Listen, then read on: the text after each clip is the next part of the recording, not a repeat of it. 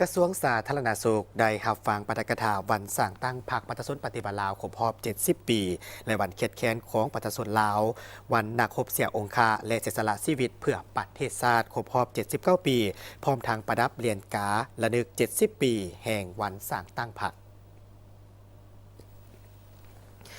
ในพิธีศาสตราจารย์ดรป่อนเมฆดาลาลอยอดีตรัฐมนตรีกระทรวงสาธารณสุขได้เผยแพร่เอกสารวันสั่งตั้งพรรคประชาชนปฏิวัติลาวโดยได้ยกให้เห็นถึงมูลเสื้อประวัติศาสตร์หวนคืนวันแห่งการกำเนิดและการเติบใหญ่ขยายตัวของพรรคประชาชนปฏิวัติลาวนับตั้งแต่มือสั่งตั้งจนฮอดปัจจุบันขบวนวิวัฒน์แห่งการกำเนิดของพรรคประชาชนปฏิวัติลาว70 ปีแห่งการชี้นำพาของพรรคประชาชนปฏิวัติลาวตลอดระยะ70 ปีแห่งการชี้นำพาของพรรค บ่ว่าจะเป็นระยะของการต่อสู้กู้ชาตินับตั้งแต่มือสั่งตั้งพรรคในวันที่22มีนาปี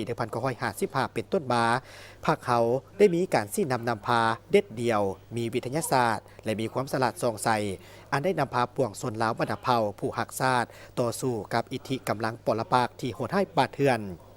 มีกำลังบ่ว่าจะเป็นจำนวนพลอาวุธและเทคนิคที่ทันสมัยเหนือกว่าเป็นเท่าใดเท่า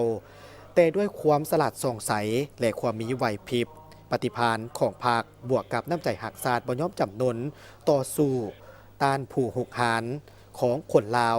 พรรคประชาชนปฏิบัติลาวในเมื่อก่อนก็คือพรรคประชาชนปฏิบัติลาวในปัจจุบันจึงสามารถนำพาปวงส่วนลาวปลดปล่อยประเทศชาติและประกาศเอกราชและอธิปไตยของตนขึ้นในวันที่2ธันวาคมปี1975 จากนั้นศาสตราจารย์ดรบุญแฝงภูมิมาลัยศิษย์รัฐมนตรีกระทรวงสาธารณสุขได้ยกให้เห็นบางเนื้อในที่สำคัญในบ้านโฮบป้องกันเมืองท่าแขก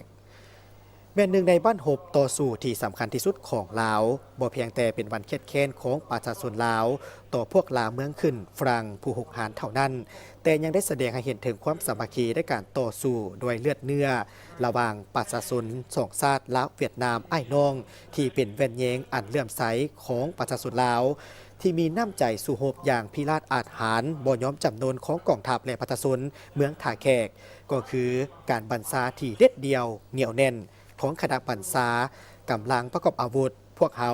นำโดยประธานสุภาพวงศ์ซึ่งเป็นผู้บัญชา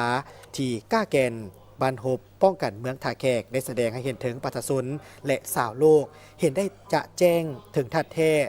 และความป่าเถื่อนโหดเหี้ยมให้มนุษยธรรมของพวกลาวเมืองขึ้นที่มีต่อประชาชนลาวโดยเฉพาะแมนต่อประชาชนเมืองท่าแขก